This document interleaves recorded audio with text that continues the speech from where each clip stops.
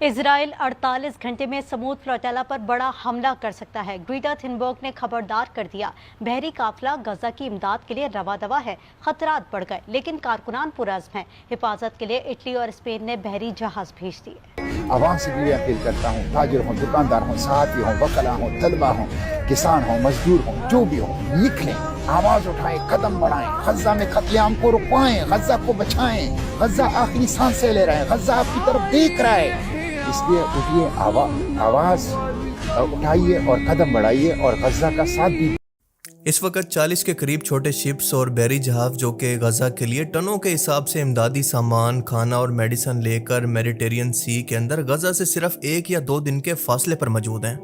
اس انبیاء کی سرزمین، قربانیوں اور بغاوت کی تاریخ رکھنے والی زمین فلسطین پہنچنے کے لیے اس قافلے نے طرح طرح کی مصیبتوں کا سامنا کیا، پر اب ان کا اصل امتحان شروع ہونے والا ہے، کیونکہ اسرائیل نے اعلان کیا ہے کہ وہ کسی بھی صورت اس قافلے کو غزہ کے اندر داخل نہیں ہونے دے گا۔ باقی لوگوں کی طرح اس کو بھی غزہ پورٹ پر سامان کو اتارنا ہوگا، جس کے بعد اسرائیل اس کو خود ہی اپنی مرضی سے تقسیم کرے گا۔ اور خود وہ یہ سامان کتنا تقسیم کر رہا ہے یہ دنیا اچھی طرح سے سمجھ چکی ہے، کیونکہ ٹنوں کے حساب سے سامان اور ہزاروں کے حساب سے کنٹینر کھانے اور امدادی سامان کے مصر بارڈر، اردن بارڈر اور سمندر کے راستے غزہ کے اندر لا چکے ہیں، مگر ان کو غزہ تک پہنچانے نہیں دیا جا رہا، اور وہ سامان پورٹس پر یا پھر کنٹینرز کے اندر پڑا ایسے ہی سڑ رہا ہے۔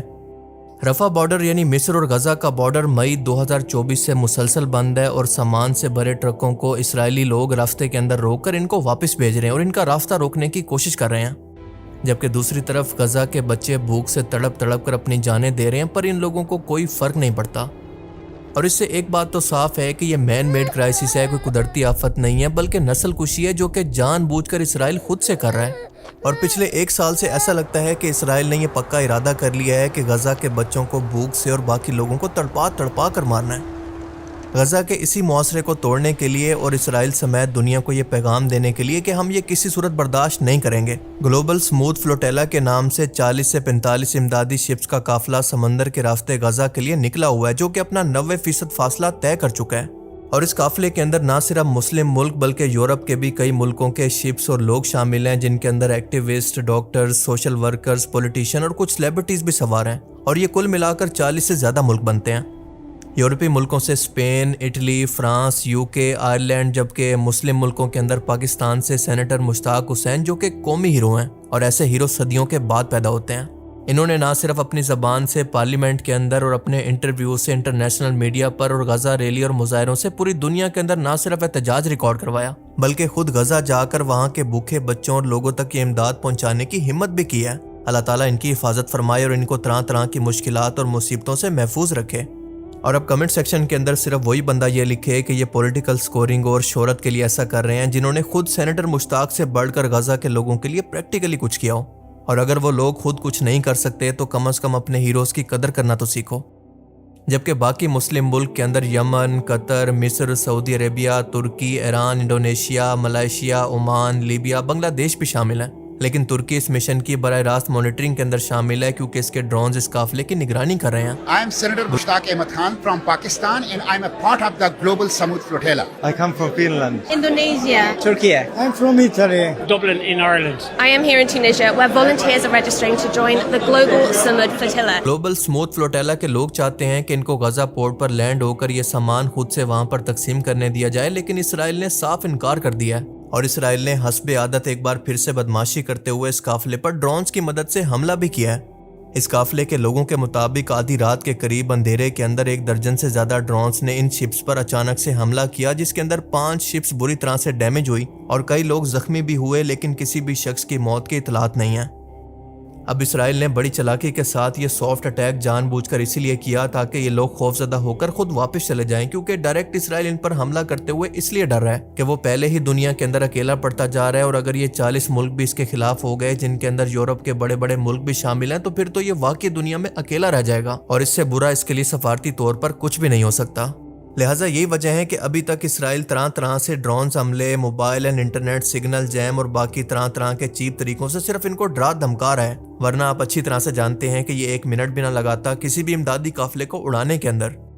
اور وہ اس کا انجام دیکھ بھی چکا ہے، کیونکہ جب اس نے یہ ڈرون حملہ کیا تو یہ معاملہ میڈیا پر، انٹرنیشنل میڈیا پر ہائی لائٹ ہوا، اور دنیا نے اس کے بارے میں باتیں کرنا شروع کی، اور اس حملے کے بعد اٹلی اور اسپین نے اپنے وار شپ یعنی اپنا ایک بحری جنگی جہاز اس قافلے کی حفاظت کے لیے روانہ بھی کر دیا ہے. A humanitarian flotilla heading for Gaza is now just days away from reaching the Strip. Dozens of ships of the global Samud flotilla left the Greek island of Crete on Saturday.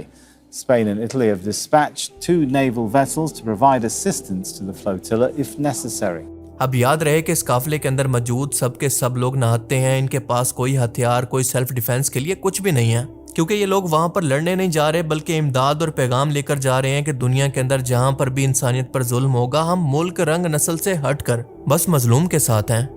اب اس وجہ سے اسرائیل کے لیے صورتحال بہت ہی مشکل ہو چکی ہے، کیونکہ نہ تو وہ ان کو دہشت گرد یا پھر ان کے سپورٹر کہہ کر ان پر حملہ کر سکتا ہے، کیونکہ یہ سب کے سب سوشل ورکرز اور پوری دنیا کے الگ الگ ملک کے نمائندے ہیں جن کے پاس کوئی ہتھیار موجود نہیں اور نہ ہی ان کو اندر جانے کی اجازت دے سکتا ہے. کیونکہ اگر اس نے ایسا کرنے دیا تو یہ لوگ وہاں جا کر کیمرے کی آنکھ سے دنیا کو وہ منظر دکھائیں گے جو کہ شاید اس کو دنیا کے اندر مزید ذلیل و رسوا کر دے گا.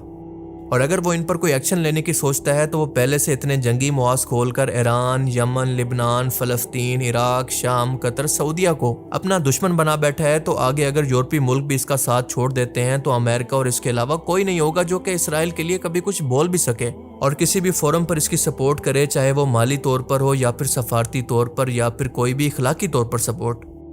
اور اس وقت ٹائم بھی بہت امپورٹنٹ ہے، کیونکہ یہ وہ ٹائم ہے جب ابھی حال ہی میں کئی یورپی ملکوں نے فلسطین کو ایک ریاست کے طور پر تسلیم کرنے کا اعلان کیا ہے. اور اس ٹائم کے اندر اسرائیل کی چھوٹی سی غلطی اس کو دنیا کے اندر غزہ کی طرح آئسولیٹ کر سکتی ہے. اور اسی لیے France, Portugal, Australia, Luxembourg, Belgium, Andorra, Bulgaria, Hungary, Poland, Romania, Slovakia وغیرہ نے پہلے سے تسلیم کیا ہوا تھا. اور جن یورپی ملکوں نے اب تسلیم کیا ہے وہ صرف اس لیے کیا ہے کیونکہ وہ جان چکے ہیں کہ غزہ کا ملٹری اور زبردستی کا حل نکالنا ممکن نہیں ہے اور بغاوت کرنے والی ملٹری تحریک سے کوئی بھی مذاکرات کرنے کا کوئی فائدہ نہیں جب تک کہ ڈپلومیٹک تعلقات کے ذریعے کوئی ان کی گارنٹی نہ دے. اب ان کا ماننا ہے کہ جب تک ہم فلسطین کو ایک ریاست تسلیم کر کے اس کی پولیٹیکل حکومت سے کوئی ایگریمنٹ نہیں کرتے تب تک جا کر اس مسئلے کا حل نہیں نکل سکتا. اور اس کی وجہ بالکل سمپل ہے کہ ایک پولیٹیکل حکومت کے پیچھے ایک وعدہ ہوتا ہے اور پوری دنیا اس وعدے کو پورا کروانے کے لیے اس پر ٹرسٹ کرتی ہے، اس کو پریشرائز کر سکتی ہے، اس پر پابندیاں لگا سکتی ہے، جبکہ حماس جیسی بغاوت کرنے والی طریقوں کے پیچھے کسی معاہدے کی کوئی گارنٹی نہیں ہوتی. گلوبل سموتھ فلوٹیلا اپنے سفر کے اختتام پر ہے اور اب ان کے لیے اصل امتحان شروع ہوگا، کیونکہ اسرائیل کبھی بھی ان کو آسانی سے غزہ کے اندر داخل نہیں ہونے دے گا. وہ ہر طرح سے ان کے راستے کے اندر رکاوٹ ڈالے گا، ان کو ہر طرح سے روکنے کی کوشش کرے گا. پر اب صرف ایک صورت ہے کہ یہ لوگ غزہ پہنچ کر اپنے مقصد کے اندر کامیاب ہو سکیں، اور وہ یہ ہے کہ اس قافلے کی ہر ایک نیوز کو انٹرنیشنل میڈیا پر اٹھایا جائے، اسرائیل کو اتنا پریشرائز کیا جائے کہ وہ ان تمام ملکوں سے دشمنی اور انجام کے ڈر سے ایسی کوئی حرکت نہ کر پائے. سابق سینیٹر مشتاق حسین اپنے ٹک ٹاک اکاؤنٹ پر ہر لمحہ اس سفر سے متعلق اپڈیٹ کر رہے ہیں اور تمام لوگوں سے دعاؤں اور اس پر آواز اٹھانے کی ریکویسٹ بھی کر رہے ہیں. خدارا اگر آپ لوگ کچھ نہیں کر سکتے تو کم از کم اتنا تو کر سکتے ہیں کہ پوری دنیا کے اندر اس کو اتنا پھیلا دیں کہ ان اندھوں تک بھی یہ بات پہنچ جائے کہ جو کہ پورا دن میچ دیکھنے کے اندر سکرین پر بندے ہوتے ہیں پر ابھی تک اس معاملے کی سنگینی سے بے خبر ہیں. دیکھیں اس وقت بہت ہی نازک صورتحال ہے، کیونکہ اگر اس قافلے پر حملہ ہوا اور یہ معاملہ دب گیا تو یہ نہ صرف انتہائی شرم کا مقام ہوگا بلکہ دوبارہ کوئی NGO، کوئی ہیومینیٹیرین ادارہ غزہ کا رخ نہیں کرے گا، کیونکہ ان کو اپنی حکومت کی طرف سے پروٹیکشن کی امید تک نہیں ہوگی. لہٰذا خوددار انسان بنے اور اس معاملے پر جتنا ہو سکے سوشل میڈیا پر آواز اٹھائیں. میں نے تو اپنا فرض پورا کر دیا ہے، لیکن اب آپ کی باری ہے. اللہ تعالیٰ سے دعا ہے کہ وہ ہمیں سمجھنے کی اور نیک عمل کرنے کی توفیق عطا فرمائے. آمین.